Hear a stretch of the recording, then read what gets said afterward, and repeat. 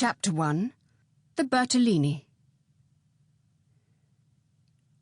"The Signora had no business to do it," said Miss Bartlett. "No business at all. She promised us south rooms with a view, close together, instead of which here are north rooms. Here are north rooms looking into a courtyard and a long way apart. Oh, Lucy!"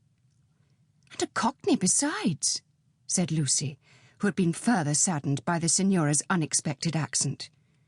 "It might be London."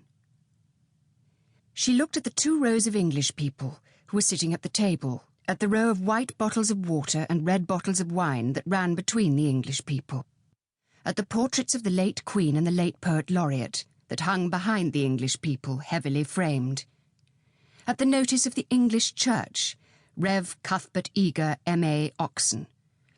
That was the only other decoration of the wall. "Charlotte, don't you feel, too, that we might be in London? I can hardly believe that all kinds of other things are just outside. I suppose it is one's being so tired." "This meat has surely been used for soup," said Miss Bartlett, laying down her fork. "I wanted so to see the Arno.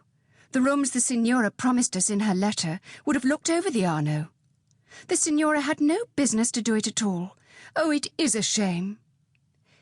"Any nook does for me," Miss Bartlett continued, "but it does seem hard that you shouldn't have a view." Lucy felt that she'd been selfish. "Charlotte, you mustn't spoil me. Of course you must look over the Arno too.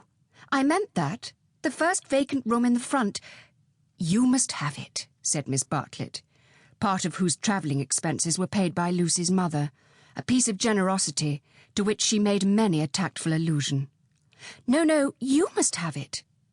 "I insist on it. Your mother would never forgive me, Lucy." "She would never forgive me."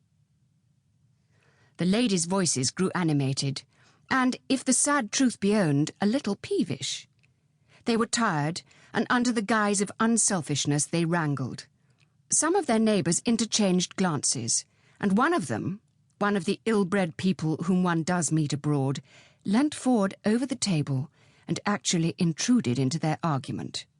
He said, "I have a view. I have a view." Miss Bartlett was startled. Generally, at a pension, people looked them over for a day or two before speaking, and often did not find out that they would do till they had gone. She knew that the intruder was ill-bred even before she glanced at him.